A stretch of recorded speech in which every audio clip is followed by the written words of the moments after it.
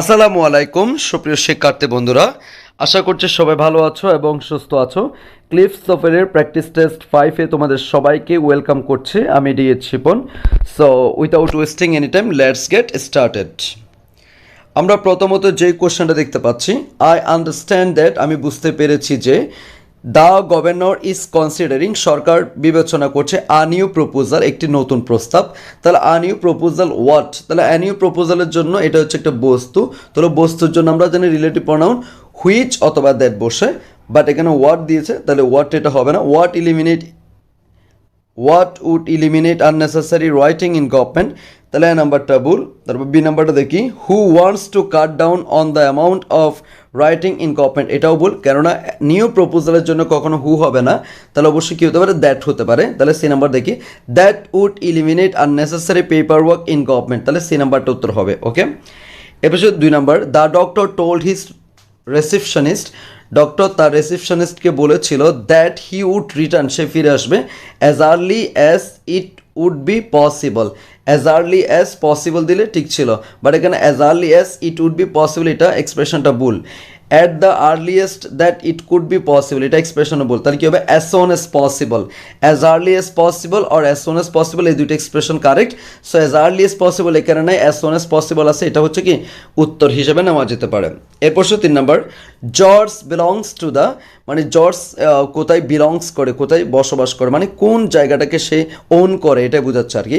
George belongs to the class of the upper middle, upper middle নামে কোনো কিছু নেই, আফার মিডল ক্লাস নামে কোনো কিছু আছে, ঠিক আছে। তাহলে এখানে বি নাম্বার হচ্ছে upper middle class, C number হচ্ছে class from the centre of, D number আছে হাই মিডিয়াম ক্লাস, তাহলে উত্তর হবে কি upper middle class. George belongs to the upper middle class, George কোথায় বসবাস করে, উচ্চ মধ্যবিত্ত, ঠিক আছে। এভাবে a good student must know how to study effectively, এখানে সি নাম্বার উত্তর হবে। এটা এমনি বোঝা যাচ্ছে, কেননা যেখানে নো হাউ, যেখানে ইনফিনিটিভ থাকবে সেখানে অবশ্যই নো হাউ আসবে, যেখানে ইনফিনিটিভ থাকবে না সেখানে নো আসবে। তাহলে এখানে আমরা সি নাম্বার দেখতে পাচ্ছি টু স্টাডি ইফেক্টিভলি, ঠিক আছে, দো আমাদেরকে নো হাউ ইউজ করতে হবে। A good student must know how to study effectively, তো know to study, know to be a good স্টুডেন্টগুলো তো হবেই না, সেজন্য সি নাম্বার উত্তর হবে। 5 number, Jane changed her major from French to business, Jane তার মেজরটি ফ্রেঞ্চ থেকে বিজনেসে কী করছে, ট্রান্সফার করেছে, কিসের কারণে, hoping to find a job more easily, সে খুব সহজে একটা জব পাবে এই আশা নিয়ে। তাহলে এ নাম্বার দেখো, with hopes to be able easier to locate employment, এটা অর্থ মিলছে না। Hoping she can easier get a job, এটাও মিলছে না। তাহলে তারপর সি নাম্বার দেখো, with the hope for being able to find better a job, এটাও মিলছে না। তাহলে ডি নাম্বার কী হবে, hoping to find a job more easily, D number উত্তর হবে। 6 number, he has received several scholarships, সে কতিপয় স্কলারশিপ গ্রহণ করেছে। Not only because of, not only because of একসাথে বুঝতে পারে না, এটা ভুল। For both his academic ability as well as, তাহলে বোথ থাকলে কখনো অ্যান্ড অ্যাজ ওয়েল এস হবে না, এখানে অ্যান্ড হওয়ার কথা, তো এটাও ভুল। সি নাম্বার দেখো, because of his academic and artistic ability, তাহলে এটাই ঠিক আছে, বিকজ অফ মানে কারণ, আর বিকজ অফের পর নাউন অথবা নাউন ফ্রেজ, তাহলে his academic and artistic ability, এটা পুরোটাই কি নাউন ফ্রেজ, বুঝতে পেরেছে। তাহলে because of his academic and artistic ability, এটা উত্তর করা যাবে। এরপর হচ্ছে 7 নাম্বার, হারবে উইল ওয়াশ দ্য ক্লথ, এটা হচ্ছে আপনাদের প্যারালালিজম থেকে আসছে, প্রথম অংশ যেরকম বাকি সব অংশ সেম করতে হবে।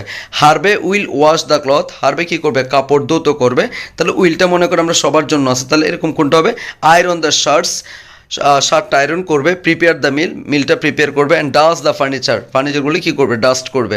তাহলে এখানে অবশ্যই সি নাম্বার উত্তর হবে, কী হবে, সি নাম্বার হবে, কারণ সবগুলো একই রকম হয়েছে। এ নাম্বার দেখো কেন উত্তর হচ্ছে না, iron the shirts, prepare the meal, dusting the furniture, তাহলে মেইন ভার্ব, কিন্তু শেষে গিয়ে কী হলো, আইএনজিটা হবে না। আয়রনিং দ্য শার্ট, তারপর বি নাম্বার দেখো preparing the meal and dusting furniture.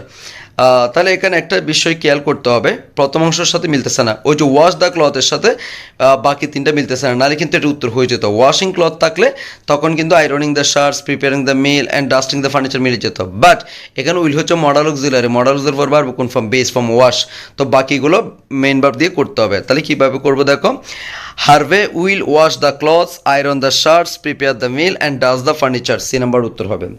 এরপর 8 number, dash that new information to anyone else but the sergeant, তাহলে তারা কাকে জিজ্ঞেস করছে, আমাকে, তাদেরকে জিজ্ঞেস করছে। They asked him not to give, to don't give, no give, to no give. আমরা জানি ইম্পারেটিভ সেন্টেন্সে কনজাংশন টু অথবা নট টু বসে, তাহলে এখানে টু ডোন্ট টু এরকম তো হবে না, নট টু হবে। তাহলে কী হবে, দে আস্কড হিম, তারা তাকে জিজ্ঞেস করেছে, not to give that new information to anyone else but the sergeant.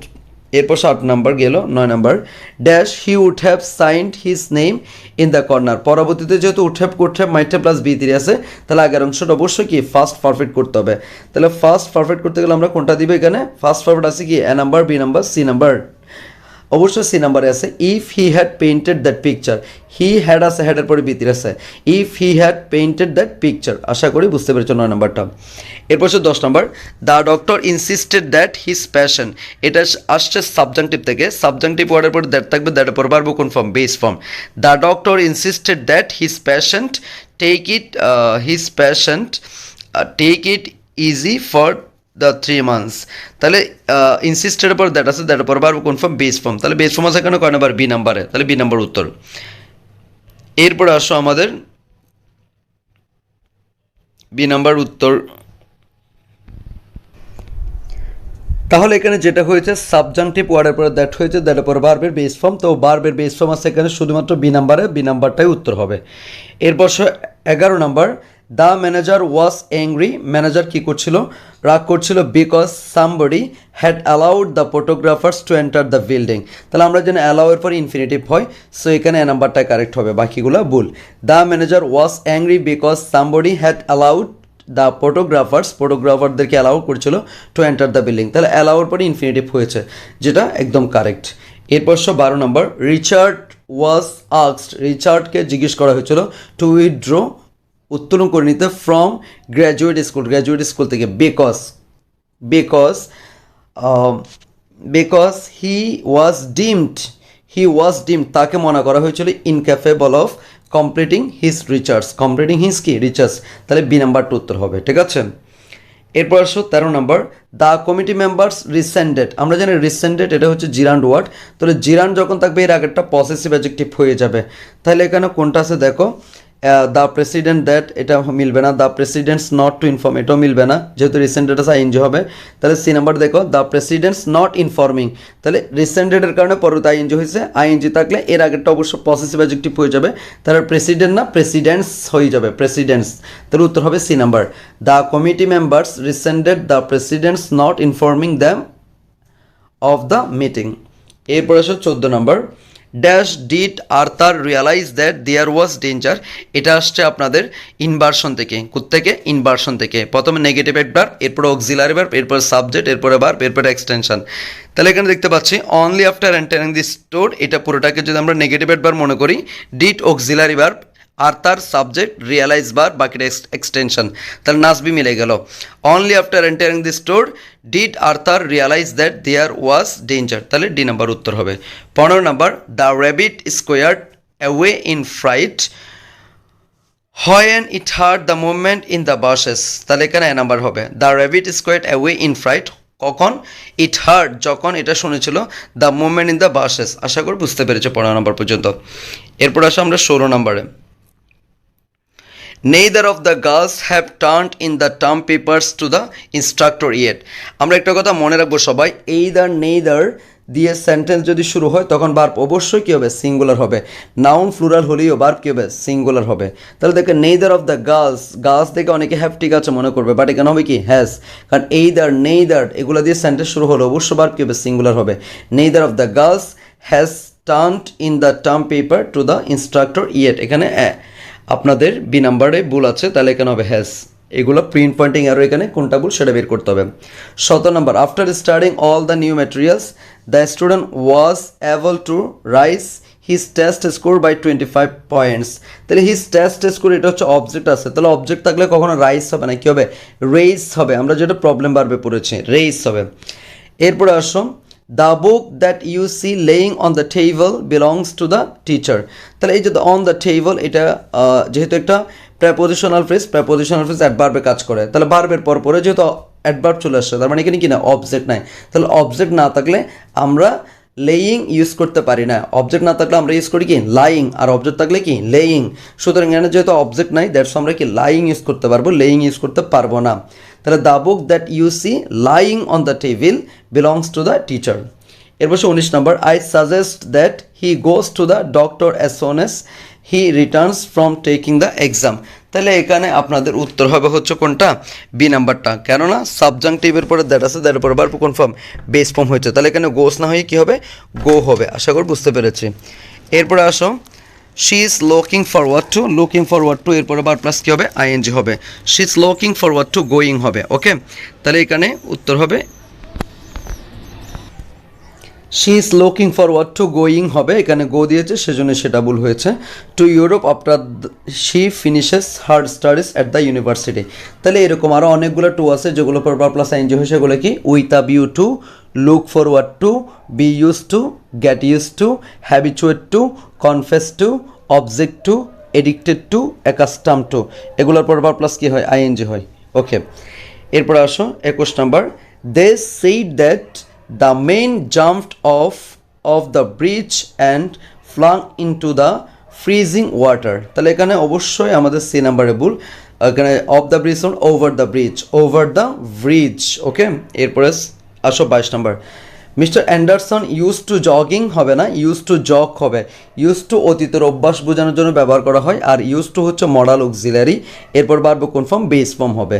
তাহলে উত্তর হবে mister Anderson use to jog in the crisp morning air during the winter months but now he has stopped.